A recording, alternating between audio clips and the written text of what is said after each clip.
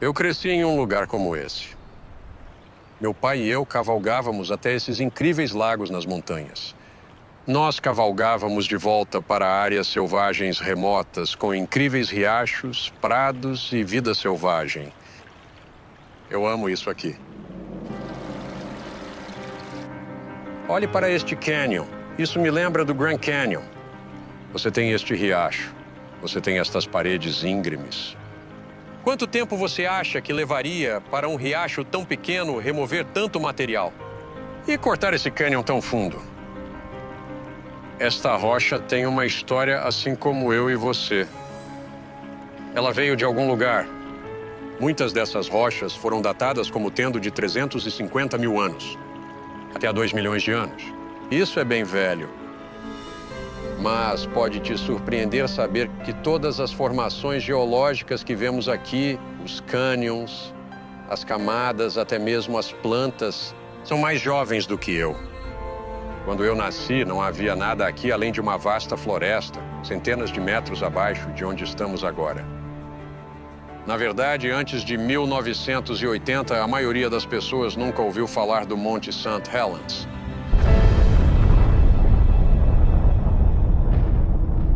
Foi naquele ano, em 18 de maio, que rocha derretida criou uma explosão de vapor com a força de 20 milhões de toneladas de TNT. Detritos de avalanche e outros fluxos da erupção rapidamente criaram todas essas camadas, com até 180 metros de espessura.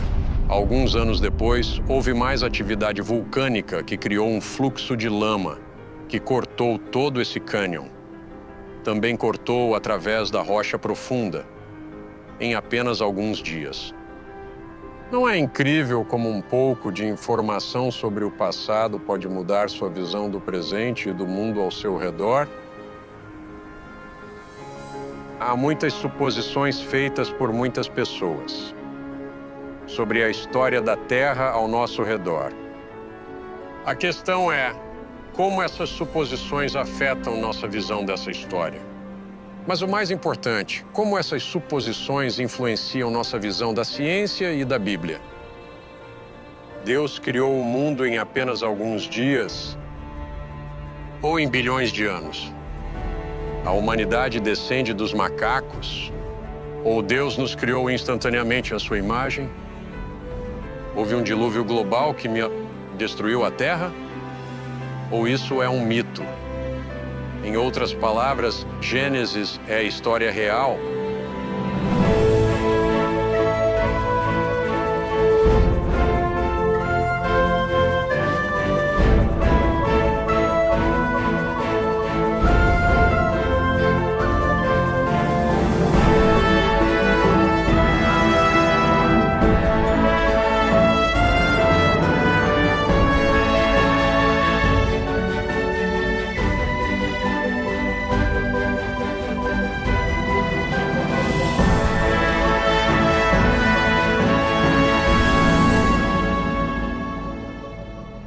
Quando pensamos na história da Terra, há muitas coisas a considerar. Mas uma das mais fascinantes é o relato do dilúvio. A Terra inteira foi coberta com água mesmo? Gênesis diz que as águas prevaleceram tanto na Terra que todas as altas montanhas sob o céu foram cobertas. Então, se o dilúvio foi global, não haveria muitas evidências? Ouvi falar de um cientista que passou 40 anos estudando essa questão. Quando falei com ele, disse que tinha um ótimo lugar para ver evidências do dilúvio global. Steve, tenho que admitir, estive aqui várias vezes, mas sempre que venho é de tirar o fôlego. Além de estar em casa, o Grand Canyon é meu lugar favorito na Terra. Então, Steve, me diga, o que você vê aqui? Quando olhamos para o Grand Canyon, vemos a história do solo sob nossos pés. Temos aqui uma espécie de bolo de camadas, de estratos erodidos para ver a estrutura interna da Terra. Essas mesmas camadas estão também no Colorado, também em Illinois, também na Pensilvânia. Então, quando você fala de estratos sedimentares, fala das camadas que vemos. Sim, as camadas mais baixas se formam primeiro. São grãos de sedimentos que foram misturados, separados e fluíram para cá de diferentes direções, acumulando-se um sobre o outro. Então, claro, eles se transformam em rocha. Então você está dizendo que o solo em que estamos agora, se voltássemos na história, seria líquido? Sim, então o oceano está fazendo coisas incríveis. E a água, que tem um poder incrível, está depositando as camadas que vemos no cânion. E há fósseis em todas essas camadas? Há fósseis marinhos em todas as camadas, mas a explicação padrão é que houve 17 avanços e recuos do oceano sobre o continente norte-americano. E isso se estendeu por milhões de anos. E qual é a evidência que você vê aqui que diria que isso não faz sentido? Os 1.200 metros de estratos planos no cânion são realmente planos, e olhamos entre as camadas de estratos e não vemos a passagem do tempo entre as camadas. Você quer dizer erosão? Erosão especialmente e canalização em grande escala não são visíveis. E então olhamos os estratos e eles mostram evidências de sedimentação muito rápida. Apenas minutos ou horas são necessários para formar camadas. Bem, conte-me a história dessas camadas. Como elas chegaram aqui? No ano 600º da vida de Noé, no segundo mês, no 17º dia, no mesmo dia foram rompidas todas as fontes do grande abismo e as janelas do céu se abriram. Meu entendimento é que ocorreu uma elevação do fundo do oceano.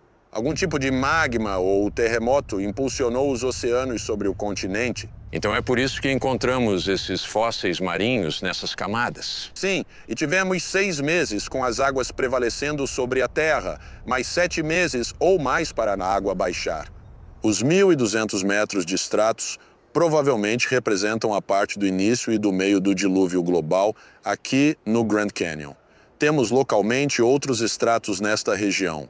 Isso é chamado de a Grande Escadaria. Temos cerca de 3.000 metros de estratos acima do Grand Canyon. Mais alto do que aqui? Mais alto do que aqui. E isso representa as fases finais do dilúvio e o recuo das águas. Essa superfície foi nivelada pelo recuo das águas. E quando o dilúvio recuou para as novas bacias oceânicas, os continentes provavelmente se elevaram e a arca, claro, parou nas terras altas do Oriente Médio. Bem, algumas pessoas dizem que esse registro é sobre uma inundação local. Eu acredito que foi um dilúvio global e todas as altas colinas sob todo o céu foram cobertas. Uma declaração universal. Mas não devemos medir a profundidade das águas do dilúvio pelas montanhas atuais da Terra, que foram em grande parte criadas durante e após o dilúvio. Bem, o fato de termos todas essas camadas seria desconhecido para nós se estivéssemos sobre elas em outro lugar. Mas são conhecidas por nós porque foram cortadas. Como isso aconteceu? Bem, foi a história que todos aprendemos na escola, certo? O Rio Colorado, ao longo de dezenas de milhões de anos, cortou o Grand Canyon. A maioria dos geólogos descartou essa ideia. É difícil sustentar um canyon como este por dezenas de milhões de anos. Você não pode imaginar um canyon durando tanto com erosão. É porque os lados teriam desmoronado e se quebrado? Sim. Então, como conseguimos esculpir isso tudo? Bem, há muitas teorias e, pessoalmente, gosto da ideia de erosão catastrófica pelo escoamento de lagos. Então, após o dilúvio, temos esses grandes corpos d'água, esses lagos que ficaram presos. Há evidências de um grande lago no deserto pintado chamado Hopi Buttes, cerca de 2.000 quilômetros cúbicos de água neste enorme lago. E então a represa se rompe e toda essa enorme quantidade de água começa a escoar e esculpir isso. Sim, e quanto tempo levaria para erodir o Grand Canyon? Talvez semanas, mas não milhões de anos. O tempo não é uma varinha mágica que resolve todos os problemas geológicos do mundo. Abandone essa ideia de milhões de anos e pense em processos catastróficos como no Monte St. Helens, e isso ajudará a entender o Grand Canyon. Em todos os lugares que olhamos, Steve me mostrou evidências do incrível poder da água em movimento. Rapidamente depositou essas enormes camadas, depois rapidamente as erodiu. Steve queria me mostrar onde as águas da enchente atingiram o continente, então ele me levou mais fundo no canyon. Steven, você disse que ia me levar até o fundo. Não estava brincando? Estava. Estamos no fundo. Não Estamos neste grande canyon lateral do Grand Canyon principal. E estamos olhando para a rocha de granito do subsolo, que é o núcleo do continente. E então vemos as camadas horizontais em cima. A fronteira entre a rocha de granito abaixo e o arenito tapiat acima é essa superfície que chamamos de grande inconformidade. Por que parece ser uma linha tão marcante? É claro. Acho que é uma fronteira erosional de escala colossal. Estamos olhando para algo que mostra a magnitude do fluxo da enchente sobre uma superfície. E é só aqui?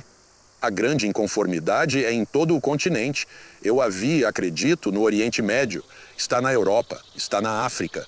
E aqui está sob o continente norte-americano. Então temos essa camada. Quão espessa é essa camada? O que sobe daqui? Bem, temos a mega sequência Salk aqui. 300 metros de arenito, xisto e calcário que se estende por todo o continente. Existem 4 outros pacotes de mega sequências de estratos acima dele. Eles também são contínuos, como este. O que vemos aqui é bastante representativo do resto do mundo. Isso nos faz realmente questionar a noção de que tudo isso aconteceu por causa de uma pequena enchente local. Falamos de algo enorme. A água, em um movimento poderoso, estava nivelando e pulverizando rochas, depositando grandes camadas e nos fazendo pensar sobre uma inundação global. A história convencional é diferente. Diz que há muito tempo entre cada uma dessas camadas. Alguns disseram que a fronteira da grande inconformidade aqui representa 500 milhões de anos. Você quer dizer entre o granito que vemos e a primeira camada ali? Sim, eles dizem que talvez há 500 milhões de anos ali. Ok, e é isso que a explicação deles sobre a história da Terra os levaria a considerar. No entanto, quando você vem aqui e olha, é quase um plano sem características. Não é exatamente um plano, mas uma superfície suavemente ondulada. E isso seria o produto de bilhões de anos? Ou seria o produto do poder da água nivelando uma superfície? O tempo não é uma boa explicação para isso aqui. Então queremos explicar o que vemos. Em todos os lugares que olhamos, vemos o poder da água. E é água em escala colossal. Essa é a história aqui no Grand Canyon. Não é pouca água e muito tempo, mas sim muita água e pouco tempo. O tempo é a questão central ao falar da história da Terra. Quanto tempo levou para formar o que vemos ao redor? Parecia claro que uma inundação global teria transformado a Terra rapidamente. Mas sei que muitos pensam que o mundo se formou lentamente ao longo de bilhões de anos. Qual era a verdadeira diferença entre essas duas visões do tempo? Eu precisava falar com alguém que pudesse me contar mais sobre ciência, história e tempo. Como minha formação é em ciência da computação, nos encontramos em um lugar onde eu havia vivido parte dessa história. Enquanto olhávamos a exposição, lembrei como os computadores ficaram menores e mais poderosos desde que eu comecei a usá-los. Paul disse que nossas suposições sobre computadores eram realmente uma série de mudanças de paradigma. Quando eu tinha 19 anos, li o clássico de Thomas Kuhn, A Estrutura das Revoluções Científicas, onde ele descreve essa noção de paradigmas. Um paradigma é uma estrutura na qual você interpreta evidências. Na verdade, a ciência não é só sobre a evidência, é sobre como você interpreta essa evidência. Então, esta sala, por exemplo, temos aqui os chamados mini-computadores. Mas, na verdade, eles não são mini em termos do nosso paradigma atual. Sim, hoje, não é? Sim, isso é mini, não é? Então, realmente, para entender essa questão das origens, você precisa começar olhando os paradigmas governantes, as duas principais visões que temos atualmente sobre a história da vida e do universo. E quais são essas? Por um lado, temos o paradigma convencional. No paradigma convencional, você tem o tempo profundo, 13,7 bilhões de anos, ao longo dos quais esse processo gradual, começando com a simplicidade primordial, termina no que vemos hoje. Toda a complexidade da vida deve ser construída de baixo para cima por processos estritamente físicos, onde não há uma mente, um criador ou um design. A segunda visão podemos chamar, digamos, de paradigma histórico do Gênesis. Tudo começa com uma mente divina, um criador, uma inteligência que planeja, supervisiona e traz à existência a realidade que conhecemos. Os eventos estão ocorrendo em uma escala temporal muito mais recente. O universo, o sistema solar, nosso planeta, a própria vida, tudo isso começa totalmente formado como um sistema funcional. Não é difícil ver que há uma diferença radical entre esses dois em termos de tempo. Quando olhamos para a história da vida neste planeta, temos um conjunto de dados, mas dependendo do paradigma adotado, esses dados serão interpretados de maneiras diferentes. Parece que um paradigma está se baseando em uma história que nos foi dada. Sim. E outro paradigma aí está construindo essa história. É assim que você vê isso? Temos uma testemunha desses eventos. E essa testemunha nos diz o que aconteceu e devemos levar isso em consideração ao avaliar os dados. Bem, Paul, a razão pela qual isso se torna sério é que não estamos falando de uma história de apenas ferver água a uma certa temperatura. Certo. Estamos falando de uma história que trata da origem do universo. Trata da origem da vida, da origem da humanidade, da origem do pecado e, porque há mal no mundo, a origem das formações geológicas que temos ao nosso redor. A origem da linguagem. Quero dizer, esta é uma história que não é menor. Sim. Isso lida com elementos importantes da humanidade e onde estamos. Sim. Você está falando sobre a origem de tudo. E acho que se ampliarmos isso e dissermos qual é a diferença entre esses paradigmas, não é uma questão de ciência versus religião, porque ambos são científicos no sentido de olhar para um corpo comum de dados. No nível mais profundo, a diferença é entre duas visões concorrentes da história. Qual é a verdadeira história do nosso cosmos? Essa parece ser a questão real. Qual é a nossa história verdadeira? O que realmente aconteceu? O conflito não é entre duas visões da ciência, mas entre duas visões concorrentes da história. Como Gênesis foi escrito em hebraico, eu quis falar com um especialista o que havia no texto original.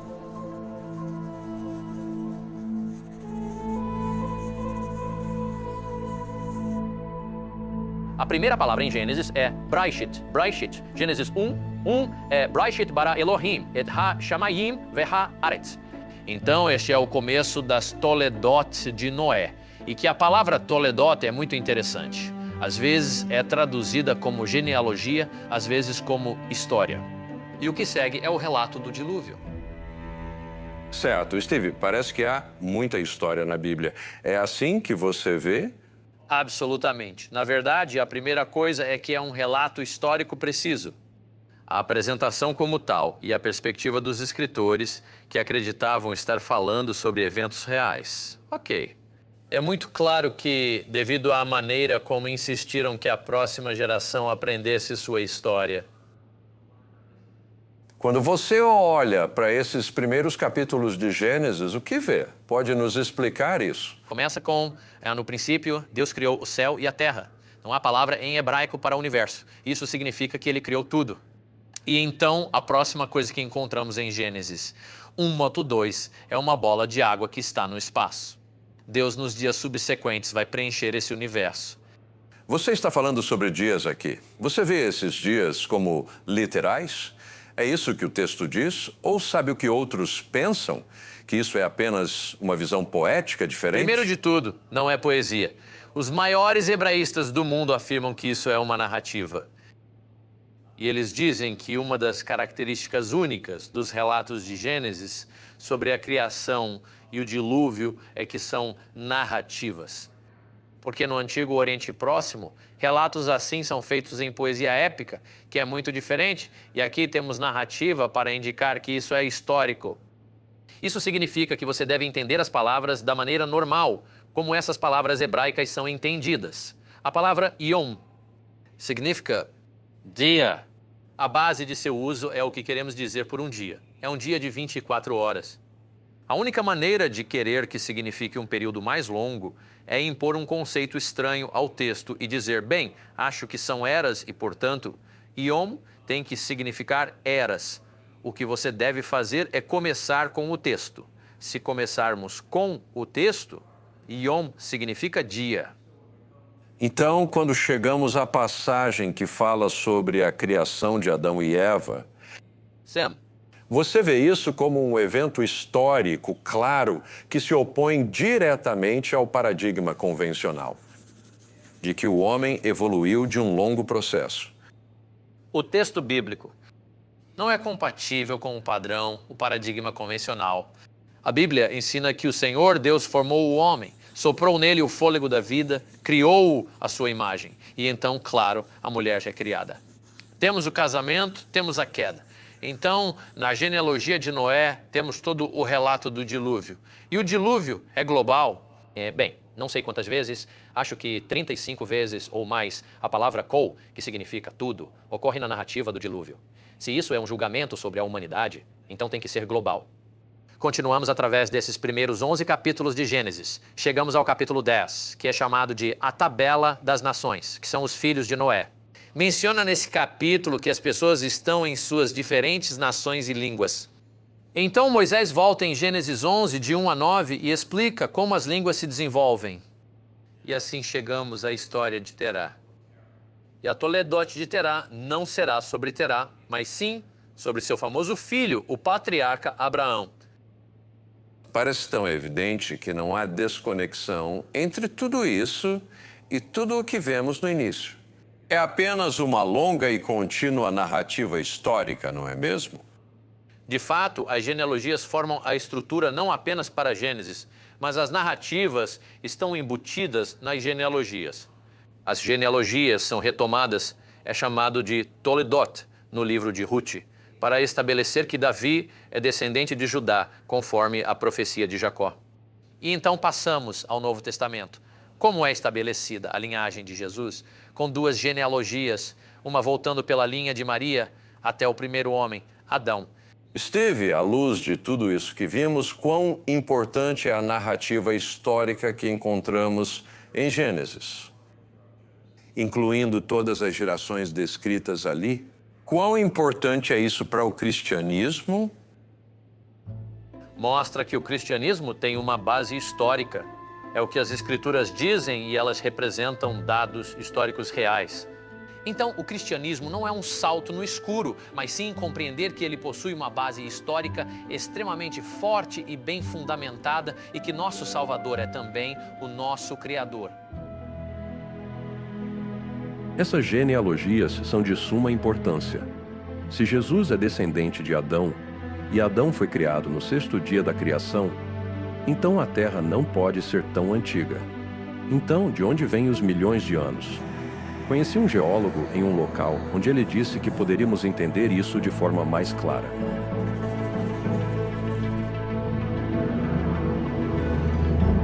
Você vê a tranquilidade, a vastidão, nada para te perturbar. Mas você lembra que foi explosivo no passado. Havia um vulcão aqui atrás, o vulcão de Cone de Cinzas, e ele expeliu um fluxo de lava que se espalhou por esta região. Uma enorme quantidade de basalto, lava. Sim, mas é realmente pequeno comparado aos fluxos de lava que vemos em muitos lugares. E há algo como 1000 desses vulcões por aqui. O pequeno atrás de nós chamamos de vulcão Cone de Cinzas. Você chama isso de pequeno? Sim, quero dizer, esses vulcões são pequenos. Monte St. Helens, 1980, quando entrou em erupção, os 750 metros do topo do vulcão explodiram, mas isso foi pequeno comparado a erupções históricas. Podemos voltar um pouco mais à grande erupção de Yellowstone, e parte das cinzas vulcânicas chegaram ao Texas. Explodiu tão longe assim. Você pensa em fluxos de lava na Índia que tem uma acumulação de até 300 metros sobre uma área de 1/3 do tamanho do subcontinente indiano. O que vemos no presente é minúsculo em comparação ao que vimos no passado. Isso nos diz algo sobre o passado histórico. Não podemos usar as taxas atuais desses processos para entender quão rapidamente e quão majestosamente, em termos de escala, o registro geológico se acumulou. Bem, esse é o ponto que me trouxe até você, porque como determinamos a idade dessas rochas? Bem, a primeira coisa importante é reconhecer que este fluxo de lava é, de certo modo, um instante no tempo. É um evento. Quando está fundida, todos os elementos que saíram do vulcão estão misturados e a rocha começa a cristalizar. Átomos radioativos começam a acumular o que chamamos de produtos filhos, os produtos de decaimento. Agora, o ponto é que essa taxa de decaimento é tão lenta quando a medimos no presente que, você sabe, leva milhões de anos para os átomos pais decaírem em átomos filhos. E é daí que vem os milhões de anos, o fato de que as taxas de decaimento no presente são lentas. Mas diríamos que o presente não é realmente a chave para o passado, porque, obviamente, o passado contém eventos catastróficos massivos que não ocorrem hoje. Na verdade, a Bíblia diz que o passado é a chave para o presente. Se você quer entender por que o mundo é como é hoje, precisa entender o que aconteceu no passado. Então, temos muitas pistas de que os processos geológicos não foram constantes ao longo do tempo. E temos outras pistas de que as taxas de decaimento podem não ter sido constantes. Veja, coletamos amostras de rochas de vários lugares, muitas amostras no Grand Canyon, cada uma dessas camadas de rochas. Eu fiz isso na Nova Zelândia. Fizemos isso em outras partes do mundo. E o que fizemos foi que submetemos as mesmas amostras de rochas a mais de um desses métodos de datação. E o que descobrimos foi que, nas mesmas amostras com mais de um método, obtivemos idades que diferiam por centenas de milhões de anos ou até 1 bilhão de anos em alguns casos. Estamos vendo enormes diferenças ao usar métodos diferentes. Bem, se há esse tipo de diferença entre todos esses métodos de datação, então isso parece confirmar que temos um sistema aberto aqui, não fechado. Correto. E se temos um sistema aberto, isso significa que não podemos confiar nele para nos fornecer datas confiáveis para essas rochas. E isso muda todo o pensamento sobre a história da Terra, porque, de repente, esses relógios radioativos não são confiáveis. Temos evidências de que as taxas eram mais rápidas no passado. De repente, podemos não estar pensando em termos de milhões de anos. Podemos estar pensando em termos de uma história muito mais curta. Mas você estava dizendo que esse tipo de evidência está na literatura aberta agora. Sim, certo. Por que isso não está causando impacto? Me perguntaram isso quando falei em departamentos de geologia universitários. E a resposta é porque há um compromisso com os milhões de anos. E assim que as pessoas se fixam nesse foco, qualquer coisa fora de seu campo de visão que conflita com esse foco é marginalizada. E a razão pela qual os milhões de anos são importantes, se voltarmos na história do pensamento científico, Charles Lyell, na Inglaterra, propôs milhões de anos e eles multiplicaram as idades das rochas. E essa foi a base sobre a qual Charles Darwin construiu. Na verdade, ele leu o livro de Charles Lyell e ficou convencido dos milhões de anos de evolução geológica. Então ele poderia dizer o que não vemos acontecendo no presente. Podemos ver apenas pequenas mudanças no presente. Dado milhões de anos, as pequenas mudanças podem se somar a grandes mudanças. E assim, se você quiser ter uma maneira de olhar para a história que diz que chegamos aqui por acaso, processos aleatórios ao longo de milhões de anos, então você precisa ter rochas que tenham milhões de anos. Caso contrário, você minou toda a base dessa visão da história da Terra. Então o tempo se torna o elemento crítico para o paradigma convencional. E esse tempo tem que ser um tempo profundo. Andrew disse que ao estudar as formações rochosas, elas mostram evidências de uma Terra jovem transformada por uma catástrofe global. Então ele me levou ao sul para Sedona para ver. O importante a notar é que esta paisagem é realmente muito estável. Houve muita erosão no passado para esculpir todo o terreno. Mas esses penhascos e o fundo do vale são estáveis, por isso você tem a vegetação. Hoje tudo está muito mais calmo, os processos de hoje são lentos, mas não explicam como tivemos essa erosão, essas camadas, esses penhascos. Tudo bem, então você quis vir aqui porque vê evidências de uma Terra jovem por causa do que está aqui. O que você vê? Sim. Bem, a primeira coisa que notamos é a extensão dessas camadas. É como uma pilha de panquecas. Por exemplo, a unidade vermelha que atravessa nosso campo de visão. Essa é a formação Schnebly Hill. E acima disso você vê a primeira unidade branca, que é o arenito coconino. E acima disso você tem o Toroip e no horizonte o calcário Kaibab, que é a borda do Grand Canyon. E sabe, aqui estamos a 100 quilômetros do Grand Canyon e essas camadas ainda estão aqui. Sim, é quase difícil imaginar o volume de material que isso representa. Sim, pegue o arenito coconino. Podemos rastreá-lo daqui, atravessando o Novo México, Colorado, até Kansas e Oklahoma, ou até mesmo no Texas. Falamos de 500 mil quilômetros quadrados para esta rocha consistente por quilômetros. Essa não é a escala que vemos hoje com sedimentação localizada. E para deixá-la plana assim sobre uma área tão grande, é como fazer a sua panqueca toda de uma vez rapidamente. E assim essas camadas mostram evidências de sedimentação rápida, a extensão dessas camadas. Bem, Andrew, você falou daquela formação vermelha, mas isso não me é familiar. Essa é a formação Schnebly Hill, não está no Grand Canyon. No Grand Canyon, passamos do coconino para a formação Hermit. Há aquela borda afiada e não há sinais de erosão ali. O que significa que a formação Hermit foi rapidamente depositada. E então o coconino foi logo depositado sobre ela. Mas aqui estamos a 100 quilômetros do Grand Canyon e temos essa formação Schnebly Hill, entre o coconino e o Hermit. E essa formação Schnebly Hill, com 250 a 300 metros de espessura sobre uma área de 2.500 quilômetros quadrados, teve que ser formada muito rapidamente. Se isso levou milhões de anos, deveríamos ver evidências de milhões de anos de erosão no Grand Canyon, naquela mesma fronteira. Não vemos. Então isso significa que essa formação, Schnebly Hill, nesta área, teve que se formar em poucas horas. Então isso indica que não há apenas falta de erosão, mas também não há tempo entre essas fronteiras. Toda a sequência de camadas foi rapidamente depositada. Então, temos essa grande extensão de camadas. Temos a falta de erosão entre as camadas. Que outras evidências você vê? Bem, se olharmos de perto, por exemplo, o arenito coconino, vemos a estratificação, a bandas inclinadas. Chamamos isso de camadas cruzadas. O que indicam é que havia ondas de areia subaquáticas que se moviam. A comparação é com um deserto. É importante reconhecer que há diferença no ângulo. Em uma duna do deserto, geralmente é de 30 a 34 graus dessas camadas inclinadas. Debaixo d'água, geralmente é 25 graus ou menos.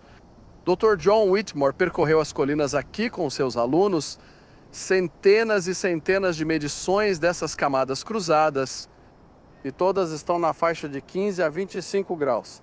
Então foi deposição subaquática, e essas camadas estão se acumulando em horas, semanas e dentro de meses. Você tem essa pilha de camadas sobre áreas tão vastas. Então não é uma questão de acreditar naquelas camadas. De jeito nenhum. É a diferença de tempo, não é? Correto. Não é uma questão de ciência versus a Bíblia. Quando falamos sobre o paradigma do dilúvio e o convencional, estamos falando sobre duas visões diferentes da história da Terra. Essas visões são realmente diferentes. Claro, eu cresci aprendendo a visão convencional, com suas longas eras e mudanças lentas. Mas qual era a história do mundo segundo Gênesis?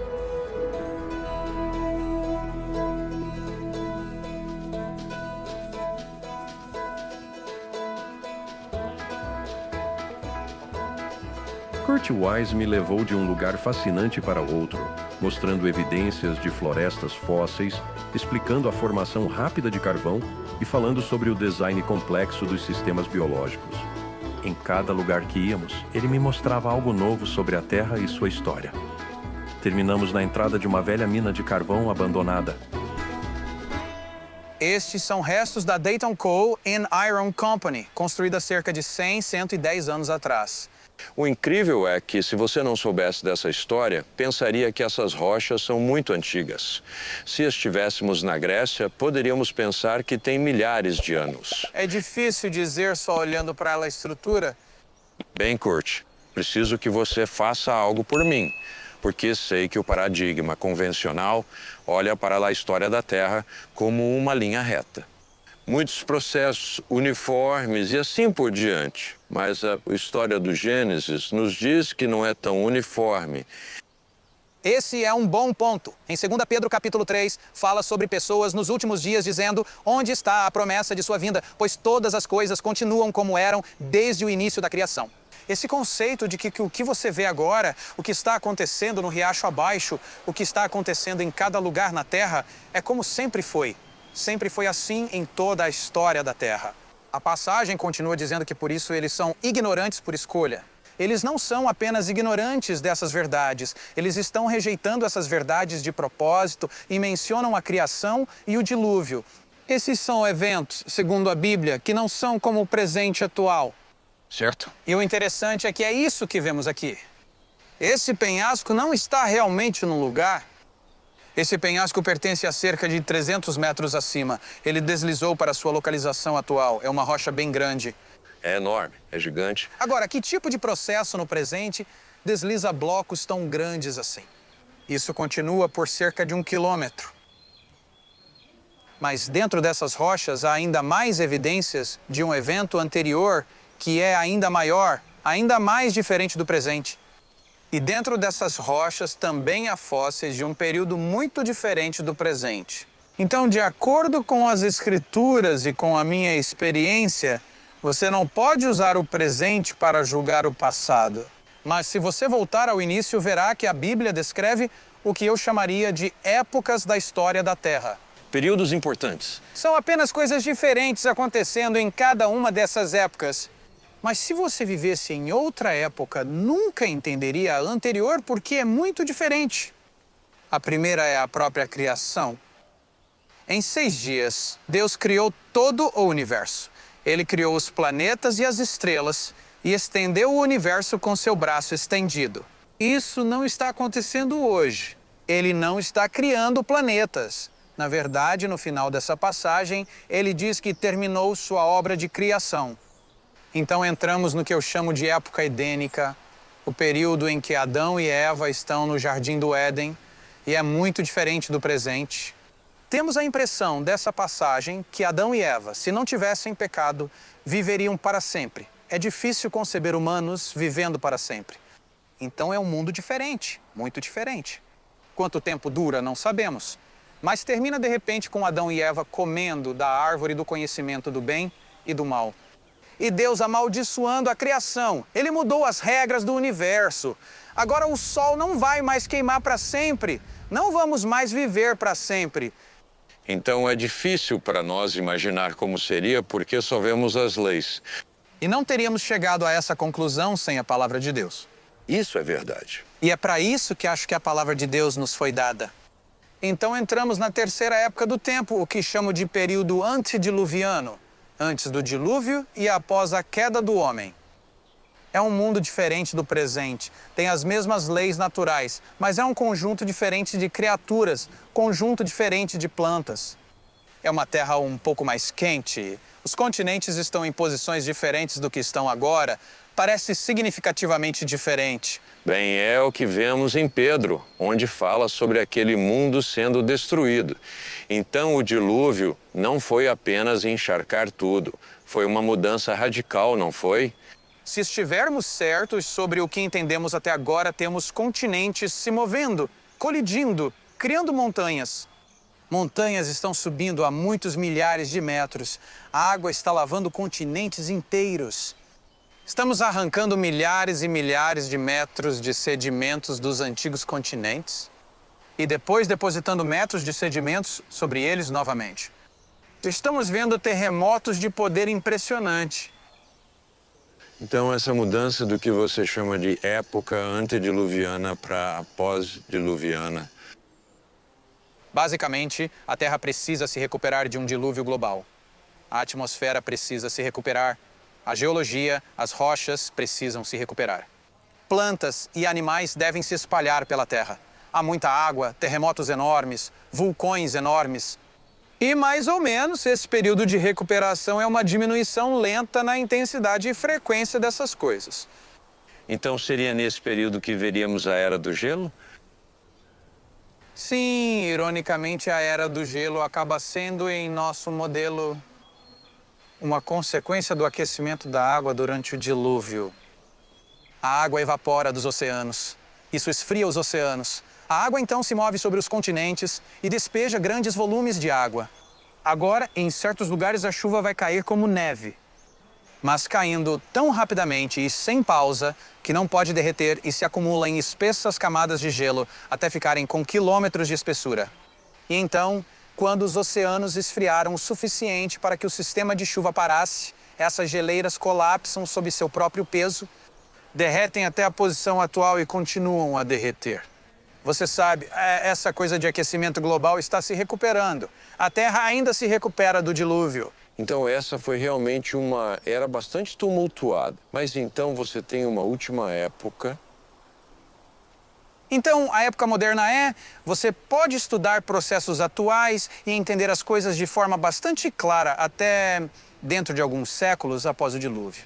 E isso levaria alguém a pensar que esses processos, se você os levar até o início...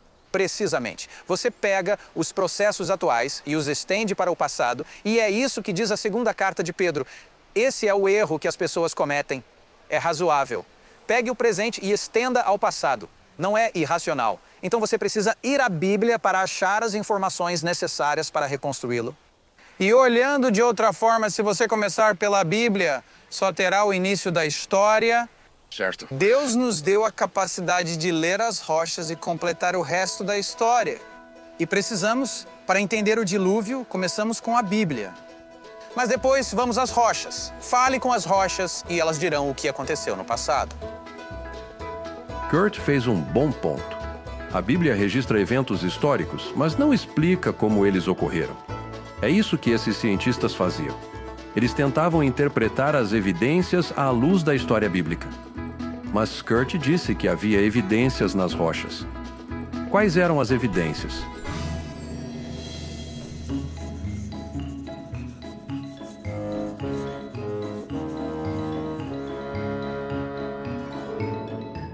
Adoro ir a museus de história natural. Para mim, como paleontólogo, é como ir a um zoológico. São todos os animais que viviam antes do dilúvio. É como uma chance de voltar no tempo. É como um zoológico, mas não estão vivos. Certo, e eles não cheiram mal, então isso é muito bom. E o Museu de História Natural não é só sobre nos contar o que havia, ele também tenta nos dar uma narrativa, certo? Temos duas possibilidades, dois paradigmas, uma visão naturalista e uma visão bíblica. E todos os museus de história natural do país, a maioria ao redor do mundo, só te dão uma dessas visões. Apenas te dão a visão naturalista de um mundo antigo. Mas esses mesmos dados, esse dinossauro, podem ser entendidos em um paradigma alternativo. Quando penso nesses tipos de criaturas, penso em um mundo antes do dilúvio. Esta é uma imagem real de um mundo violento. Sim, é por isso que Deus disse: eis o fim de toda a carne. Não era só a humanidade. O homem e todos os animais sobre os quais governamos são julgados no momento do dilúvio. Bem, Marcos, você pode nos fornecer uma visão geral abrangente dos fósseis e como todas essas coisas se encaixam? Sim, fósseis tendem a ser encontrados em camadas distintas, onde há números muito grandes que foram destruídos. Bilhões.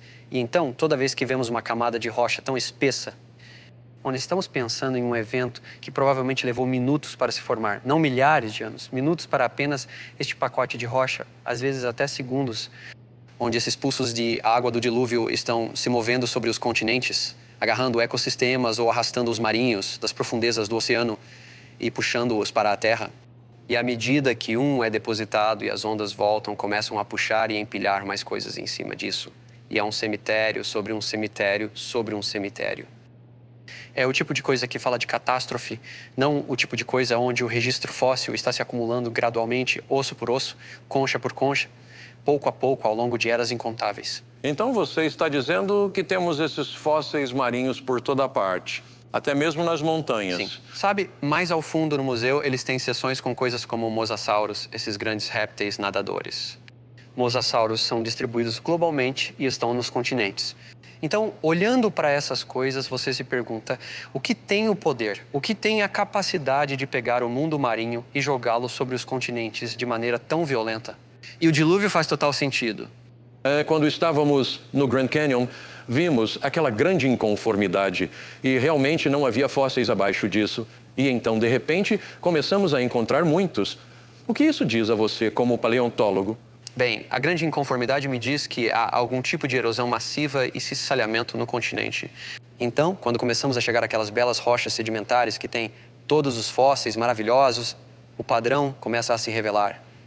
O ecossistema que tem os primeiros animais aparece de repente. Na paleontologia convencional, isso é chamado de explosão cambriana. É a primeira aparição de uma grande diversidade de tipos diferentes de animais marinhos. E, de repente, você tem esse ecossistema complexo e completo que surge do nada. Agora, isso faz sentido de uma perspectiva de criação e dilúvio, porque o dilúvio trata da destruição de ecossistemas. Enquanto que, em uma visão evolutiva, esses ecossistemas terão que surgir um pouco mais gradualmente, à medida que os organismos se diversificam e evoluem e respondem uns aos outros em seu ambiente. Mas isso não é o que você vê. Em vez disso, você vê uma explosão de vida, que é complexa e completa. O ecossistema é integrado. Você pode ver onde todos os organismos se encaixam, e essa é a primeira vez que isso acontece. Toda vez que você sobe na coluna geológica neste registro fóssil, você vê mais ecossistemas. Você tem um ecossistema destruído e então outro. Tem criaturas diferentes, há interações acontecendo. E à medida que as águas do dilúvio sobem, elas se aproximam da costa, destruindo mais organismos na linha costeira e na terra. Então, eu acho que entendo o que você está dizendo aqui, e isso é que o paradigma que todos nós aprendemos, o paradigma convencional, está tentando nos dizer que o registro fóssil é uma imagem evolutiva da vida enquanto ela se desenvolve, ao contrário do paradigma de Gênesis que diz, não, toda aquela vida, toda a complexidade da vida já estava lá. E agora estamos olhando para o cemitério de toda aquela vida. Exatamente. Bem, quais são alguns dos outros dados que você está vendo que te convencem desse paradigma? Claro. Bem, uma situação muito curiosa com o registro fóssil, pensando verticalmente sobre as coisas, não são as partes duras do animal, mas as pegadas. São as pegadas. Este é um padrão que vemos em vários grupos diferentes, onde suas pegadas vêm primeiro e suas partes do corpo depois. Para os trilobitas, para os anfíbios, para os dinossauros, a primeira vez que encontro evidências deles no registro fóssil é por pegadas, não partes duras. De uma perspectiva da Terra antiga, isso é realmente estranho e difícil de entender, porque há milhões de anos entre a produção das pegadas e, finalmente, o animal que as fez. Mas isso não faz muito sentido, certo? Porque se há pegadas, há animais e esses animais têm ossos, dentes e conchas, por que não estão fossilizados? Em vez disso, o padrão diz algo diferente. Não há tempo entre deixar uma pegada e ser enterrado. Mas o fato de que essas pegadas ainda estão lá deve nos dizer algo, não deve? Primeiro, nos diz que a deposição da próxima camada sobre elas teve que ser muito rápida. Porque, novamente, você vai a uma praia e anda na areia, suas pegadas são destruídas muito, muito rapidamente. Mas o registro fóssil mostra algo muito diferente de hoje. Isto é, morte em um momento. Sim. Isto é morte em um instante. Falamos de um mundo complexo, inteiro, integrado, e o dilúvio está destruindo esse mundo sequencialmente e enterrando-o de forma vertical. Então, acho que olhar para o registro fóssil como um registro de vida é parcialmente correto, mas não é sobre o desenvolvimento da vida. É sobre a tentativa da vida de sobreviver a um evento que acabou consumindo todos eles. Bem, isso faria sentido então. Porque quando Deus estava falando sobre destruir a terra com o dilúvio, não era apenas a destruição da vida humana, mas de tudo. Era a destruição de toda a vida. E agora, o mundo em que vivemos é, como você disse, muito diferente do que era antes. Sim, quando olhamos para o T-Rex, os mosassauros, e todos esses animais ferozes, e eles realmente são aterrorizantes, mas não é isso que eles foram criados para ser. E então esses dentes afiados, essas garras devastadoras e os comportamentos que os acompanham parecem ser parte da maldição. E parte disso é genética, parte pode ser apenas algumas modificações, mas esses organismos, quando os vemos, e isso é lá importante lembrar quando vamos a um museu de história natural, é que você não está vendo o mundo na semana da criação. Certo. Você está vendo o mundo como existia no dilúvio, e esse mundo estava cheio de violência e era um lugar bastante terrível para se estar. Percebi que os bilhões de criaturas enterradas nessas camadas são um testemunho silencioso do julgamento global de Deus. Decidi que queria ver uma dessas camadas de fósseis por mim mesmo. Se os dinossauros tivessem morrido subitamente no dilúvio, não seria isso evidente?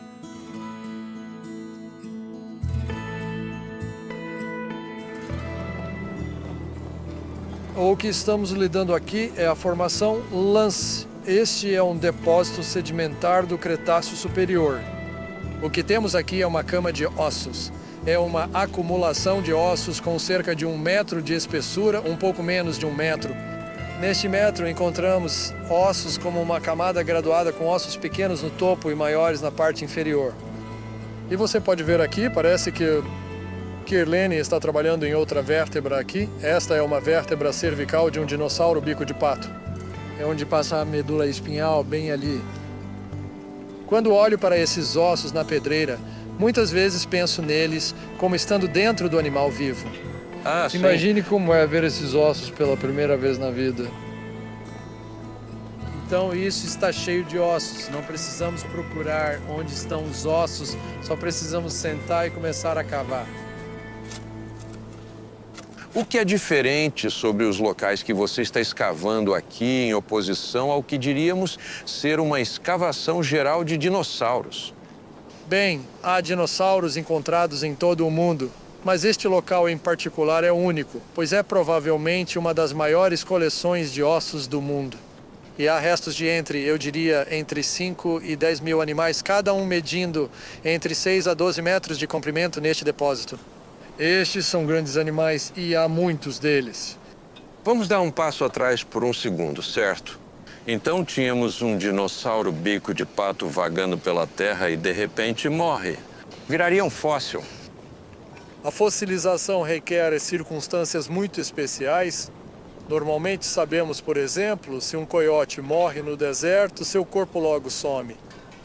No entanto, esses ossos estão todos perfeitamente preservados. Nunca foram expostos ao clima, estão todos lá. Hoje seria difícil imaginar como fazer isso. Até certo ponto, diríamos que encontrar um fóssil é raro, mesmo que tenhamos muitos fósseis, em termos de coisas que morrem, é raro se tornarem fossilizados. É raro, requer circunstâncias especiais, não menos importante é o enterro rápido. Esses animais tiveram que morrer e então suas carcaças tiveram tempo para apodrecer. Então estamos falando de dias, semanas ou meses, durante os quais ossos e tecidos foram comidos ou apodreceram.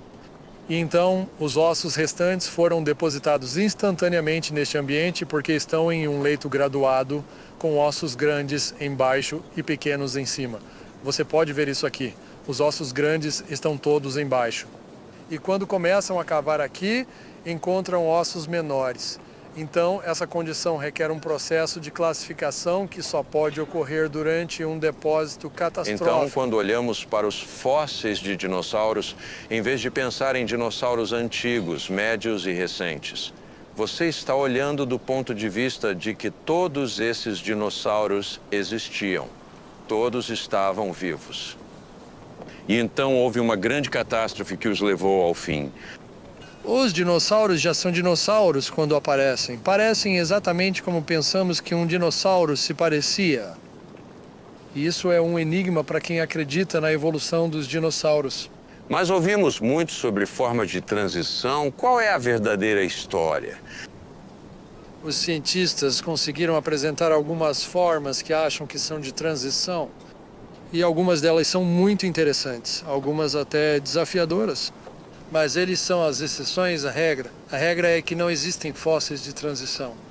O que encontramos no registro fóssil, e ao contrário das esperanças de Darwin, essa é a regra, é que uma forma existe no registro fóssil. Basicamente, permanece inalterada e desaparece do registro fóssil sem ter mudado. Isso deve significar algo além da evolução, porque nunca vemos mudanças de uma forma para outra nas próprias rochas. Então, está vindo de algum outro lugar, é um paradigma que está sendo imposto aos dados, em vez dos dados fornecerem o paradigma. Então, Acho muito fácil ser criacionista com base no meu entendimento da complexidade das formas de vida. E quando olhamos para o registro fóssil, vemos que a complexidade está presente desde o início, e isso levanta a questão: de onde veio toda essa complexidade? É uma coisa ter fé. Eu tenho fé que Deus foi o Criador, mas isso é comprovado pelo que vejo ao meu redor. Dizer que tenho fé que a evolução produziu isso quando nem consigo ver como isso poderia ter acontecido, isso é fé cega. Isso é um salto no escuro. Isso é um salto no escuro. Parecia que em todo lugar que eu olhava, havia um corpo crescente de evidências que se encaixavam no registro histórico de Gênesis. Não era apenas uma coisa. Eram muitas coisas apontando na mesma direção. Quando eu estava com Art, ele me contou sobre descobertas recentes de material em ossos de dinossauros. Então, viajei para um laboratório no Arizona para falar com um cientista que faz um pouco dessa pesquisa ele mesmo. Este é um fragmento de um chifre de tricerátopo. Quando o tiramos do chão, ele se fragmentou e então, claro, tivemos que continuar a fragmentá-lo para fazer essa análise. Em 2012, a Sociedade de Pesquisa da Criação patrocinou Mark Armitage e eu para irmos à formação Hell Creek, em Montana, um lugar famoso para se encontrar ossos de dinossauros. E nós desenterramos um chifre de sobrancelha de tricerátopo de quase 4 pés.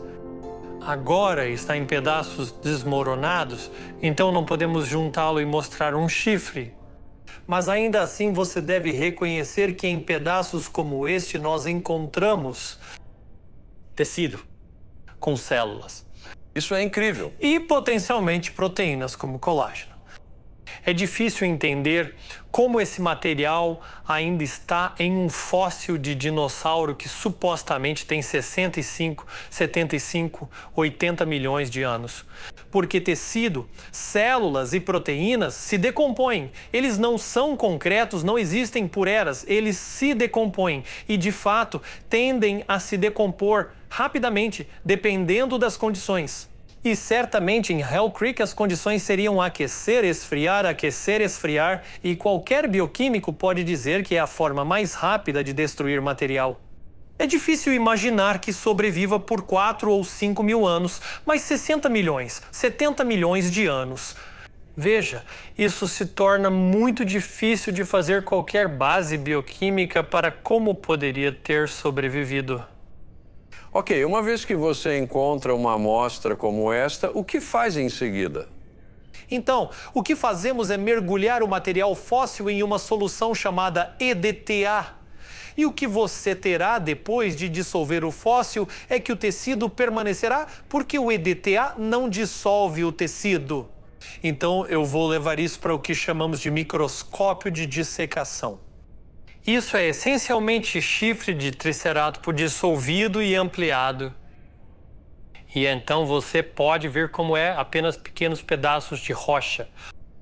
Bem, Kevin, o que você encontrou quando estava olhando a amostra e encontrou algum tecido? Ok, aqui está o que encontramos. Isso é realmente tecido de tricerátopo. É elástico, é maleável. Não é uma impressão das partes moles do dinossauro.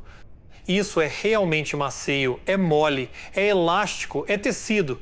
Isso é de explodir a mente, né? Absolutamente. E se você olhar para eles com uma ampliação maior? O que vemos então, usando microscopia eletrônica de varredura, você vê o detalhe extremo das células. Veja naquela imagem e nesta imagem, e especialmente olhe para esta. Não esperaríamos ver detalhes tão enormes e elaborados. Essas estruturas são incrivelmente pequenas. Você sabe que esta é a nossa barra de 20 microns aqui. Veja como essas estruturas são pequenas, ainda intactas. Seria fácil quebrá-las. Então, no máximo, você esperaria que tudo isso tivesse se quebrado e desaparecido. Então isso deve ter abalado a comunidade científica. Qual foi a resposta a tudo isso? A resposta inicial, quando a doutora Schweitzer publicou seu trabalho, que se popularizou muito em 2005, gerou muita resposta. E então, inicialmente, algumas reações foram de rejeição. Houve a contaminação. Isso não é realmente dinossauro. É bactéria, porque bactérias podem parecer meio estranhas às vezes. Então você teve muitas propostas do que poderia ser. E para seu crédito, a doutora Schweitzer fez mais trabalho. Eles começaram a encontrar proteína. Você abre algumas dessas células. Você olha para a matriz, aqui essas células estão ligadas e há proteína. Ok, então uma vez que isso é entendido, então o que acontece? Isso está agitando as coisas, eu acho. Isso se torna parte da controvérsia porque você agora enfrenta como explicar a sobrevivência disso. A sobrevivência intacta disso. Não apenas por tanto tempo, mas em condições muito adversas. E então a controvérsia tem sido como explicar isso. E se você ler parte da literatura, há quase um desespero porque reconhecem as implicações disso. Algumas pessoas diriam, bem, isso não significa nada porque sabemos quão velhos são e só significa que sobrevive de alguma forma. Mas como você sabe quão velhos são? Você usa supostos métodos de datação. Isso é um método de datação. O próprio tecido não pode ser descartado como parte de um método de datação. Então, por que isso não conta, mas aquilo conta? Bem, é todo o paradigma que dirige suas conclusões. O paradigma é que deve ser antigo, então métodos que nos dão um fóssil antigo são os que escolhemos. Algo que não nos dá um fóssil antigo como tecido, temos que rejeitar ou explicar. Pelo menos para mim, e claro que não sou microbiologista, mas acho que a maioria diria, bem, parece razoável pensar que talvez não sejam tão antigos. Claramente isso está em violação do processo de datação. Desafia todo o processo de datação. Se os fósseis de dinossauros foram datados incorretamente, o que eu diria que isso é uma evidência clara, então é muito provável que os fósseis de qualquer organismo tenham sido datados incorretamente e, portanto, as idades geológicas estão erradas. O que você está dizendo é que, se você retirar a noção de um longo período de tempo, você está retirando uma base importante para o paradigma convencional. Absolutamente. Na verdade, o tempo é o componente crítico para a evolução. Se você vai dizer que um sistema celular simples se tornou um sistema multicelular, que depois se tornou peixe, e o peixe então pulou para a terra, cresceu pernas e começou a respirar ar, e então essa criatura cresceu penas e asas e começou a voar. Então, se você nos der tempo, alegaremos explicar toda essa enorme mudança dos organismos, mas precisamos ter o tempo. Tudo parecia voltar à questão do tempo. Lembrei-me de Andrews dizendo que Charles Darwin aceitou milhões de anos primeiro, depois ajustou sua teoria da evolução a essa suposição. Mas por que o tempo é tão importante para a evolução?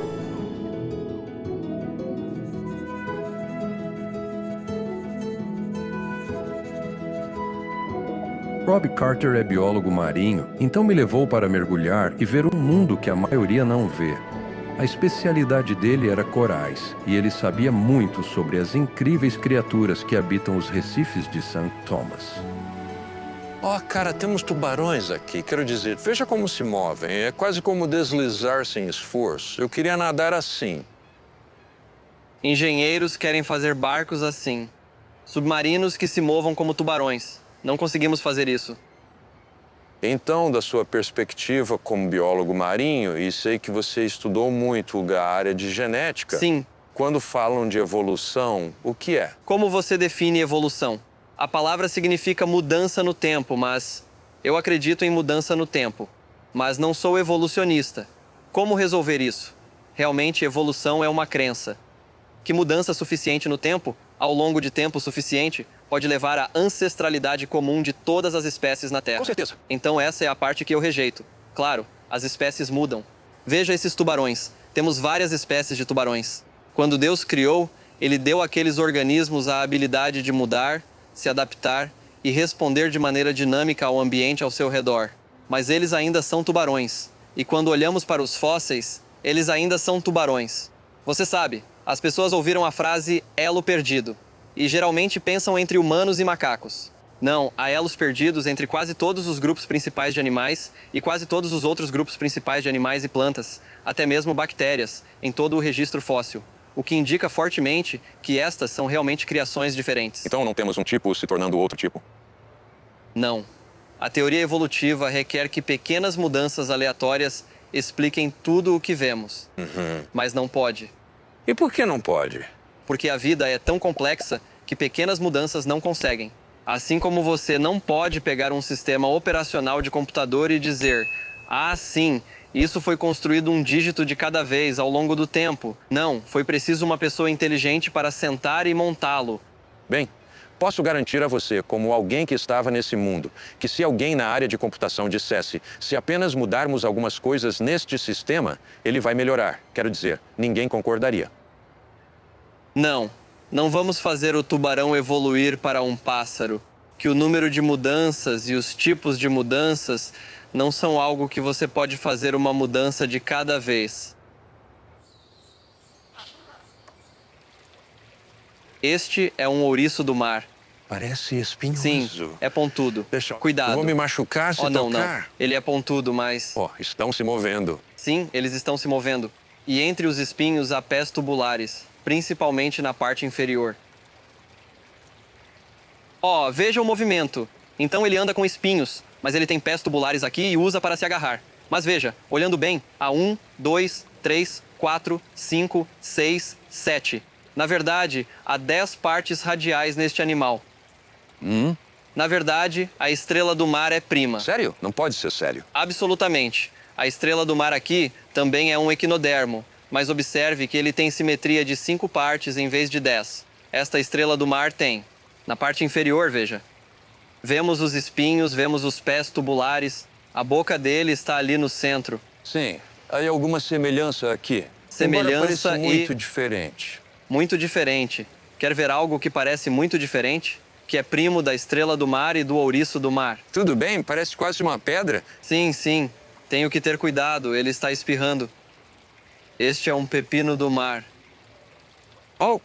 Ele tem espinhos. Ele tem... pés tubulares. Você nunca saberia até estudar muito que isso é um equinodermo. Ele não está feliz fora da água, então vou colocá-lo de volta. Sim, todos são relacionados, embora pareçam muito diferentes. Relacionados em sua criação, não em um sentido evolutivo. Mas nosso Criador pegou este filo de vida, os equinodermos, e criou isso e isso e isso em um padrão semelhante. E é isso que vemos em todo o reino da vida, semelhanças e diferenças. Então, o que os torna diferentes? Bem, geneticamente, compartilham a maioria dos genes, mas existem genes de desenvolvimento. Eles são chamados genes Hox, que formam esses padrões no animal enquanto ele cresce. Eles se desenvolvem de uma célula.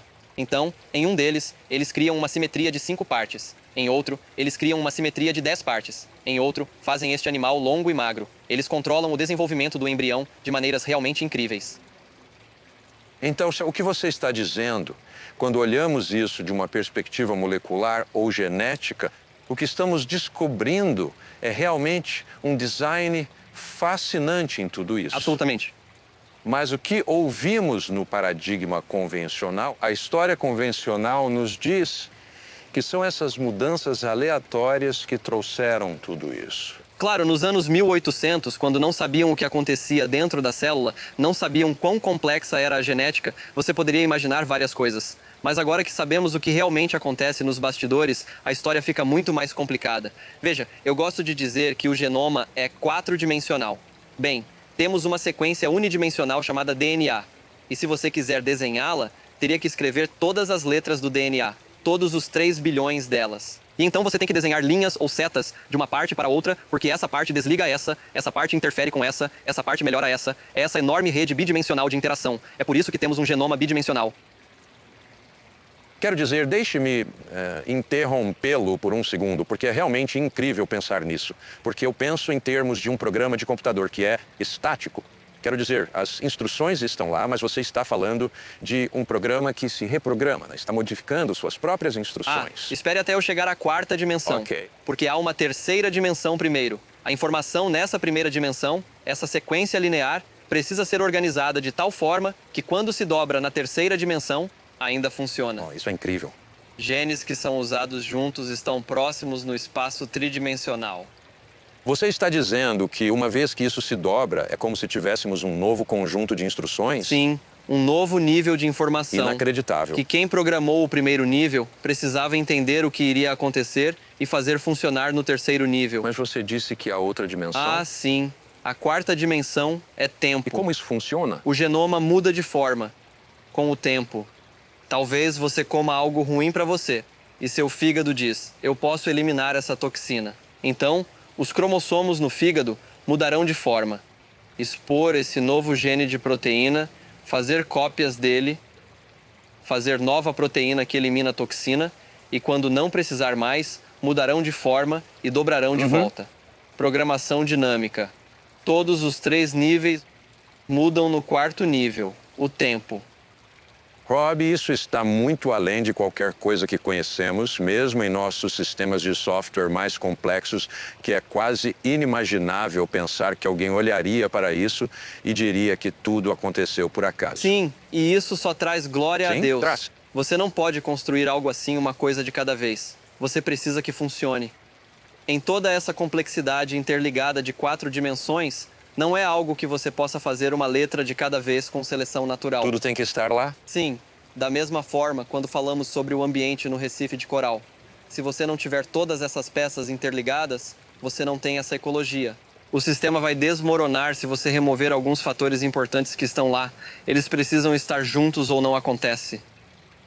Então, não só temos essa interdependência, esse mutualismo, por assim dizer, no nível genético, agora tornamos isso mais complexo ao dizer que há o mesmo mutualismo no nível superior também. Sim, na verdade, o mundo inteiro tem um mutualismo. É impossível pensar que tudo isso poderia ter acontecido apenas por uma série de processos lentos ao longo de bilhões de anos. É exatamente o que estou dizendo. É claro que o mundo em que vivemos é muito interdependente. Do menor sistema biológico ao maior ecossistema existente, existem relações mútuas complexas em todo lugar. Percebo que a criação em 6 dias faz mais sentido de uma perspectiva de engenharia. Você precisa de tudo funcionando junto para que tudo funcione corretamente. E é exatamente assim que Gênesis diz que Deus criou. Rob também disse que Deus criou os animais com a capacidade de mudar e se adaptar aos seus ambientes. É possível que essa habilidade de mudar foi confundida com evolução?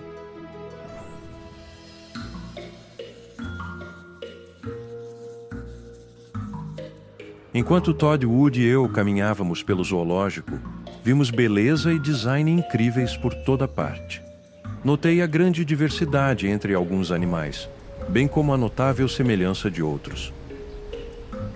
Como biólogo, o que você vê quando vê todas essas criaturas?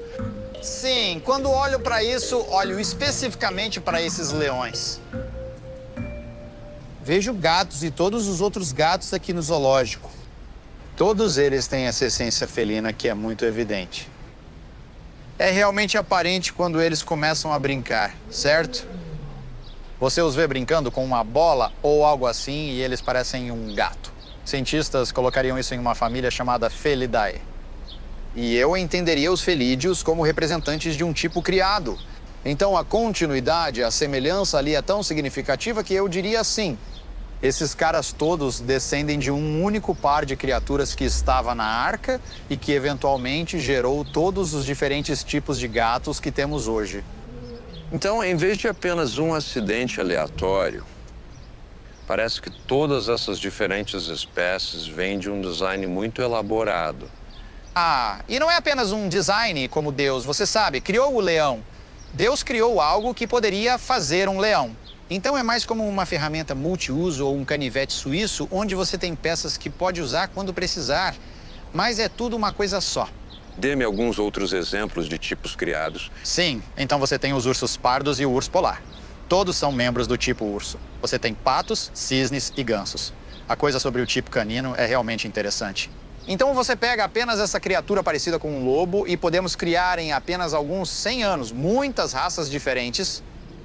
Bem, Todd, isso é fascinante pensar sobre o que Deus estava fazendo quando ele trouxe 2 de cada tipo. O que você acha que estava acontecendo ali? Ah, sim. Ele não precisa trazer cada pequena variedade para a arca. Então, quando você faz os cálculos e não sabemos exatamente quantos tipos criados estavam na arca, mas talvez alguns milhares e são pequenos. A maioria dos animais é pequena, então você tem espaço de sobra e toda essa diversidade que temos hoje está embutida nesses 2 de cada tipo. Todd, estamos olhando para zebras, todas únicas, e ainda assim essas criaturas têm tanta complexidade e diversidade. Como a história padrão, o paradigma convencional explica isso? Bem, eles usariam a teoria da evolução, certo? Então, milhões de anos, variações aleatórias, todas as coisas que estão vivas agora, aquele cacto, aquela zebra, a grama aqui, tudo está ligado. Todos nós voltamos a um ancestral comum de bilhões de anos atrás. E através do processo de mutação, variação genética e seleção natural, é daí que vem o que temos hoje. Então, seleção natural, o que é isso? Tem o potencial criativo necessário para tudo isso? Seleção natural é basicamente sobre eliminar coisas que não são adequadas para o ambiente. Se você é um tentilhão nas Galápagos e tem um bico muito pequeno e o único alimento disponível são sementes grandes e duras, você vai morrer. E é exatamente isso que observamos. Podemos ver ao longo das gerações como o tamanho do bico e os tentilhões mudam nas Galápagos, mas ainda são tentilhões, ainda são pássaros. A ideia de que a seleção natural gera toda a diversidade que vemos não foi demonstrada. O que encontramos com mais frequência na seleção natural é que ela faz muitos ajustes finos. Bem, aqui temos esses óriches, belas criaturas com cores muito pálidas. O alcance selvagem do óryx está no extremo sul do deserto do Saara. E então você pode ver, sim, a coloração deles faz sentido. Se você tiver um muito escuro, será fácil para os predadores encontrarem. E assim, acabam sendo essas cores claras e bonitas. E esse é um exemplo de onde a seleção pegaria uma variação e a transformaria em uma adaptação. E isso nos leva de volta à ideia de que um design realmente requintado no início... Eu acho que sim. Absolutamente. Proporcionou a essas criaturas a capacidade de sobreviver e mudar para seu benefício. Absolutamente. Então, a capacidade de mudar sua cor assim, para se ajustar a um ambiente, precisa estar no sistema antes de começar. Agora, não me entenda mal, a seleção natural e a variação aleatória podem fazer coisas incríveis. É bastante impressionante, mas não vemos um tipo mudando para outro. Tudo aí o que vemos são variações dentro de um tipo criado. Então, há uma árvore felídea, que tem todos os gatos. Há a árvore canídea, que tem todos os cães. Há a árvore ursídea, que tem todos os ursos. Há a árvore equídea, com todos os cavalos. Cada tipo criado individual, então, tem sua própria árvore, resultando em algo como um pomar ou uma floresta. Como cientista, parece que você está dizendo que o paradigma de Gênesis responde melhor a esses dados. Em última análise, acho que sim, porque abrange tanto a semelhança quanto a diferença. Agora, como já dissemos, há muitas perguntas que ainda estão por aí esperando respostas, mas estou confiante. Dado o que nosso paradigma pode explicar, estou muito certo de que essas respostas serão encontradas. Depois que saímos das zebras, fomos para os gorilas. Todd queria falar sobre a questão da evolução humana. Todd, vemos isso o tempo todo, de uma nova descoberta, novos crânios, novos esqueletos que supostamente solidificam todo esse elo. Sam. O que você vê aí? Claro, bem, tenho alguns aqui na minha bolsa. Um crânio. Então este cara é um Neandertal, sim. Testa muito baixa, nós temos testas bem altas. O rosto, a parte média, foi puxada para fora. Mas ao mesmo tempo, bem, parece muito humano. Então, isso é Neandertal. Bem. Quer segurar esse? Ok. Temos outros muito diferentes. Sim. Agora, este aqui é Australopithecus africanos. Sem testa, inclina para trás. Caixa craniana pequena. Focinho se projeta e rosto inclinado para frente. O que faz com isso? Há muitos mais que poderíamos mostrar. Fotos, crânios, olhando juntos realmente. são bem diferentes. Sim. Bem, aqui está a questão. Então, tudo aquilo que já falamos, posso mostrar repetidamente, de novo e de novo, com vários estudos, que encontro uma descontinuidade entre humanos e não humanos. Então, isso cai no lado humano. Este Neandertal aqui, ele é um de nós. Isso aqui não é, é algo diferente. Mas isso seria apenas mais uma variedade de seres vivos que Deus criou no início e que sobreviveram ao dilúvio na arca. Então, quando olhamos para o homem de Neandertal, estamos olhando para um humano. Mas é um humano que, assim como encontramos nos cães, temos muita variedade de cães. Temos muita variedade de pessoas. Então, podemos ver as diferenças óbvias entre nós e o gorila. Não menos importante é que ele está lá e nós podemos ir para casa quando terminarmos. E essas diferenças são realmente enormes, não são? Oh, sim, absolutamente. A imagem de Deus implica essa ideia de ser o representante de Deus aqui na Terra. Parte disso é ter domínio e autoridade. Qualidade espiritual que temos e não compartilhamos com animais assim. É óbvio que somos diferentes do resto da criação porque somos feitos à imagem de Deus. Somos os únicos a criar zoológicos para ver a beleza dos animais de Deus. E somos únicos em rastrear o tempo e querer conhecer nossa própria história. Mas de onde vem nosso conceito de tempo, afinal?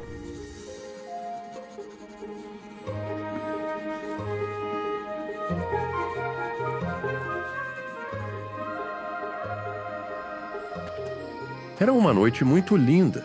Danny me levou para fora da cidade e me manteve acordado até tarde para me mostrar algo inesquecível. Agora você vai me fazer comprar um telescópio. Você sabe, tá? Temos propósitos para as estrelas em Gênesis 1, 14 a 19. É o relato da criação do quarto dia. Menciona estrelas e corpos celestes para marcar o tempo, governar a noite, ser para sinais, estações e festivais. As pessoas têm usado as estrelas para marcar a passagem do tempo. Os padrões se repetem todas as noites. Eles se repetem todos os anos. Eles voltam na sua estação. Há muita regularidade aqui. E quanto ao design do Sol e da Lua? Bem, há algumas coisas que posso falar. Em raras ocasiões, a Lua passa entre nós e o Sol. Não acontece com frequência, e quando isso ocorre, a Lua mal cobre o Sol. Se a Lua fosse um pouco menor ou mais distante, não faria isso. Se fosse maior ou mais próxima, seria exagerado. E então esses eclipses são espetaculares e raros, e este é o único planeta em que isso importa. E é o único planeta onde isso acontece. E você tem que pensar que é assim que o mundo é, sem razão aparente e sem motivo claro, ou o mundo é assim por um propósito. Para mim, isso fala de criação. Ok, bem acima de nós temos o grande quadrado de Pégasus. É este grande retângulo. Agora, saindo de Pégasus, há um ponto nebuloso ali. Você vê isso? Sim. Essa é a galáxia de Andrômeda. Esse é o objeto mais distante que você pode ver a olho nu. Achamos que está a pouco mais de 2 milhões de anos-luz de distância e contém bilhões de estrelas. Ok, Danny, isso me leva a uma grande pergunta, uma questão na mente de muitas pessoas.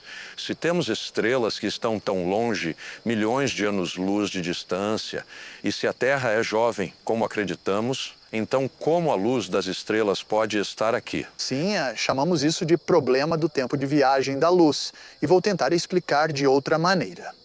Acreditamos que a criação tem apenas milhares de anos, digamos 6.000 anos, 7.000 anos, algo assim. E acabei de apontar algo que acreditamos estar a 2 milhões de anos-luz de nós. Acho que essas distâncias estão corretas. E nós, criacionistas, precisamos responder a essa pergunta e oferecemos várias soluções diferentes para isso. Vou discutir com você minha solução sobre isso. Várias coisas me chamam a atenção no relato da criação. Uma, há muitos processos acontecendo, rápidos, mas ainda assim processos. Se você olhar o relato do dia 3, ele fala sobre plantas surgindo do solo. Diz que a Terra produz essas plantas, e a Terra produziu. Acho que se você estivesse lá, pareceria um filme em time-lapse, crescimento que normalmente levaria décadas, ocorrendo em minutos ou horas. Crescimento normal, mas muito rápido. Acredito que você pode interpretar um dia da criação em termos de outro dia. Então olho para o relato do dia 4. E então, acho que Deus também fez rapidamente as estrelas e outros corpos astronômicos. E então, para que eles cumprissem sua função de serem vistos, ele teve que trazer rapidamente essa luz, assim como trouxe plantas e as amadureceu rápido. Ele teve que trazer essa luz aqui. Estou sugerindo que quando realmente olhamos para esses objetos, como a galáxia de Andrômeda, estamos olhando para a luz que realmente saiu daquele objeto. Então acho que houve um rápido amadurecimento. Danny, há outras coisas que você vê que indicam um universo jovem? Acho que sim. Por exemplo, galáxias espirais. A galáxia de Andrômeda que mencionamos é uma galáxia espiral, a nossa também é, e o interior das galáxias deve girar mais rápido que o exterior.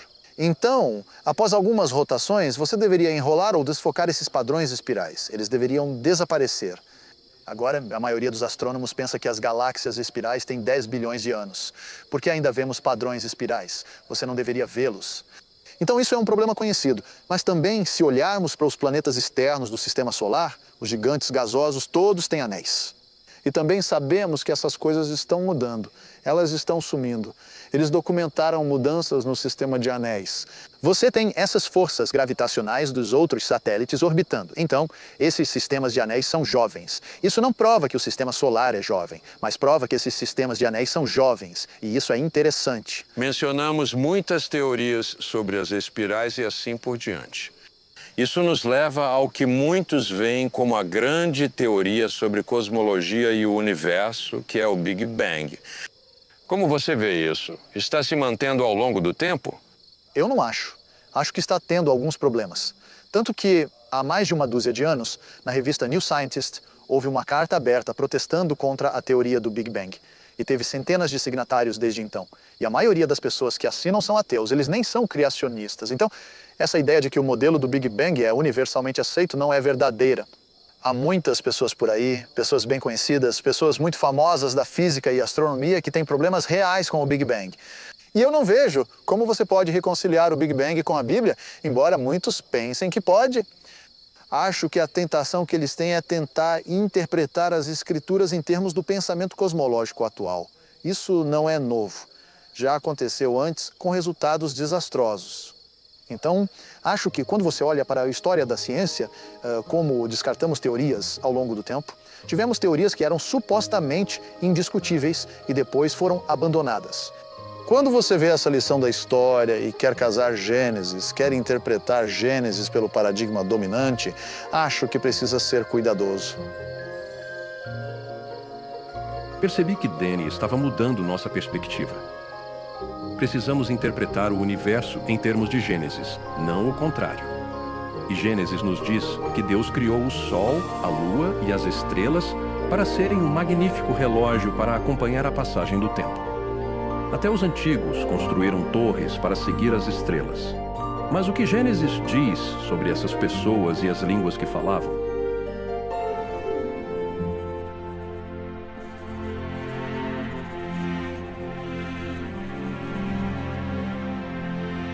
Doug me levou a um dos melhores museus arqueológicos do mundo para me mostrar alguns dos artefatos únicos que se relacionam com Gênesis. Os eventos da Bíblia se desenrolam no Antigo Oriente Próximo, então todas essas terras são extremamente importantes para entender como e o que aconteceu no texto bíblico. Então isso retoma esses eventos que temos visto em Gênesis, desde a criação e o dilúvio, e agora estamos na dispersão da humanidade a partir de Noé e sua família. Exatamente, e a dispersão teria ocorrido em algum lugar nesta cadeia de montanhas ao noroeste da Mesopotâmia. E o que vemos no texto bíblico, na narrativa, é que várias pessoas migraram para o sul da Mesopotâmia, a terra de Sinar, e se moveram em direção ao processo de urbanização, vida urbana. E essa é a famosa Torre de Babel. Exatamente. Sabemos onde isso está? Existem cerca de 7 ou 8 Babels, cidades de Babel, na antiga área da Mesopotâmia. E então, uma de cada vez, estudei todas essas áreas e encontrei apenas uma que atende a todos os critérios do famoso local da Torre de Babel. E esse é o local de Eridu, que fica no sudeste da Mesopotâmia. Temos sinais da expansão para o norte, para o sul, para o leste, para o oeste, até o Egito distante.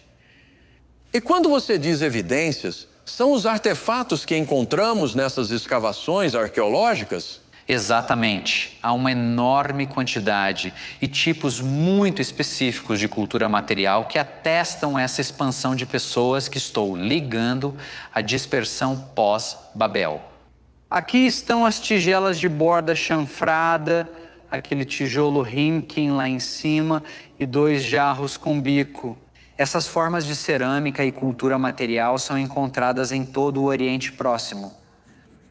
A Bíblia descreve um evento que não é só a confusão de línguas, mas a dispersão de pessoas longe daquela cidade.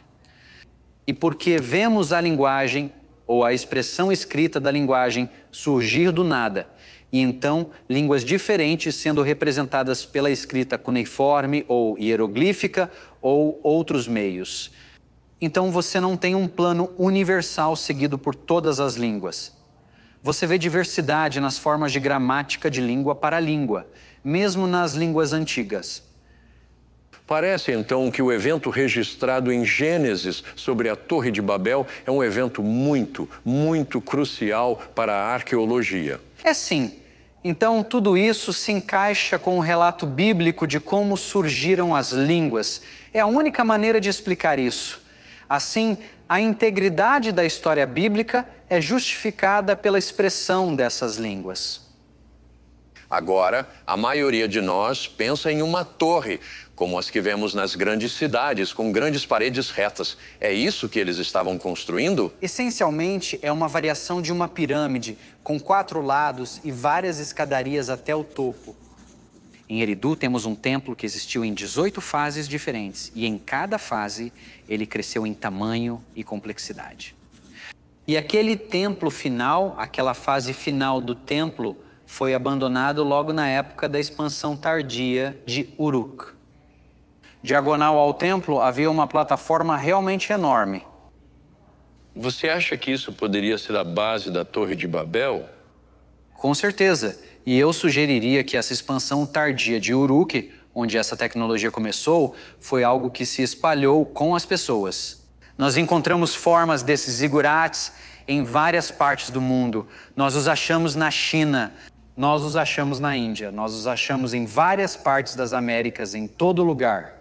Claramente temos evidências aqui de civilização e pessoas começando a se reunir em comunidades até cidades. Temos outras provas disso? Com certeza podemos avançar para o tempo de Abraão, porque sabemos que Abraão viveu no local de Ur, que também estava no sul da Mesopotâmia, no final do 3º milênio antes de Cristo. Isso nos leva ao fim do capítulo 11 de Gênesis. Exatamente.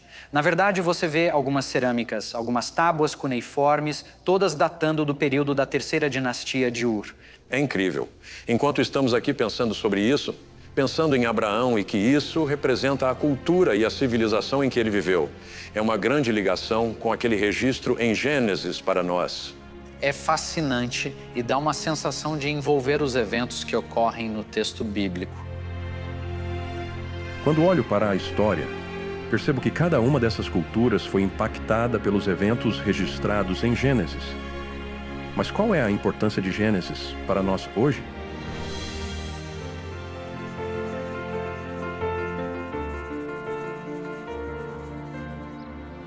George Grant queria me encontrar em um jardim perto de sua casa. Ele disse que era um bom lembrete de onde nossa história começou. Há algo significativo no texto de Gênesis, onde Adão e Eva são colocados em um jardim. Isso é mais que uma história. É muito mais que uma história. Uma das coisas que você vê no capítulo 1 de Gênesis é a estrutura do tempo e espaço. O universo é criado para um dia de 24 horas. E então tudo, desde os ciclos de sono até os ciclos de trabalho, vem desse relato histórico. Quando chegamos ao capítulo 2 de Gênesis, vemos o significado e propósito do homem. Claro, no capítulo 3 de Gênesis, vemos a ruptura de tudo pela queda. E as implicações de uma queda histórica, um homem real e uma mulher real, que realmente cederam ao pecado real. Tem, então, implicações por todo o resto da Bíblia. Se você remover um Adão e Eva literais, isso muda toda a forma do que é a história e como a história é lembrada. É porque quando tiramos um Adão e Eva de um registro histórico, podemos então inventar o que pensamos sobre homem, casamento e sexualidade. Com certeza. O apóstolo Paulo entendia os eventos dos primeiros capítulos de Gênesis como formativos, não apenas para nossa compreensão da história, mas para relações entre homens, mulheres e filhos, o caráter e a natureza do casamento, o certo e o errado nas relações morais, incluindo a sexualidade. Tudo isso é assumido a partir desses primeiros capítulos de Gênesis, muitas vezes citando as passagens palavra por palavra. Parece que até Pedro considera o evento do dilúvio, por exemplo, como um evento histórico e colocando-o no contexto do que ele aponta como um julgamento que virá. Então, até o julgamento faz parte da compreensão desse registro histórico. Você corta coisas da história e perde o significado de tudo. Acho que a maioria dos cristãos, quando falamos, por exemplo, da vida de Cristo, esses são entendidos como relatos históricos. Por que é que, quando olhamos para o relato em Gênesis, temos a tendência de não querer fazer isso? Temos a tendência de não fazer isso porque somos constantemente exortados a não ver dessa forma. Pela cultura ao nosso redor? A cultura ao nosso redor, dos teólogos modernos que tentam ajustar as verdades das Escrituras com as chamadas descobertas da ciência, que se você conhece a história da ciência, sabe que é um caminho não muito confiável. Então, somos bombardeados com a mensagem de que temos que ajustar nossa visão. Mas acho que há muitos cristãos que têm a sensação de que a historicidade de Gênesis não é tão importante para o cristianismo deles. Acho que fomos enganados nesse ponto. Precisamos ter muito cuidado aqui.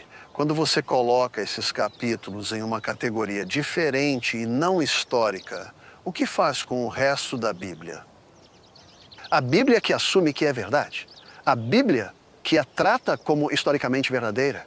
A Bíblia que se refere aos personagens. Será que isso nega toda a Bíblia?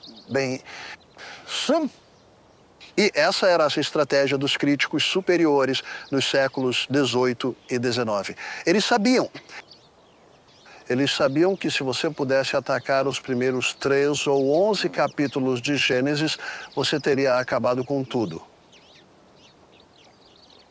Bem, George, isso nos traz de volta a noção de que a história registrada em Gênesis ou qualquer história verdadeira é crucial para entendermos o que ocorre ao nosso redor. Sim, e de fato nos lembra de como a história é importante para ancorar todas as outras disciplinas humanas. É a história que ajuda a informar a ciência, para que a ciência possa começar sua jornada de descobertas no mundo. Então, o que a história faz é nos dizer o que ocorreu. Então, o que a ciência tenta fazer é perguntar, bem, como isso aconteceu? E então começa a explorar o como, as mecânicas, as estruturas presentes nesses eventos. Se você tentar inverter isso, se tentar fazer a ciência dizer o que de fato ocorreu, então você acaba tendo uma visão de mundo que está sempre mudando, onde nada é certo. E o relativismo moral é o resultado necessário. E Deus nos deu essa base sólida, Ele nos deu essa fundação nesse registro histórico. Ele nos deu isso nesse registro histórico que volta até o capítulo 1 de Gênesis e ao jardim. No fim, acho que sempre voltamos para casa. E para mim, casa é o Colorado. Sempre penso mais claramente quando estou diante da beleza da criação de Deus. Visitamos muitos lugares e vimos muitas coisas, mas considerando tudo junto, é evidente que nada no mundo faz sentido exceto a luz de Gênesis. Adoro estar nas montanhas, especialmente em montanhas assim. Elas nos ajudam a ter perspectiva. Nos ajudam a perceber que somos pequenos e finitos e frágeis, elas nos humilham. E precisamos ser humildes, porque tendemos a basear nossas ideias em nosso pequeno conjunto de experiências. Por isso, a sabedoria dos tempos nos diz repetidamente para conhecer a história. Tudo o que fizemos até agora analisou as evidências que nos mostram que a palavra de Deus, a história registrada para nós em Gênesis, é verdadeira. Deus criou o mundo em 6 dias. Houve um Adão real, uma Eva real, houve uma queda real. Houve um dilúvio real que destruiu o mundo e produziu tudo isso. É glorioso, mas representa o julgamento de Deus. Tudo apoia o que Deus nos disse. Gênesis é história. História verdadeira.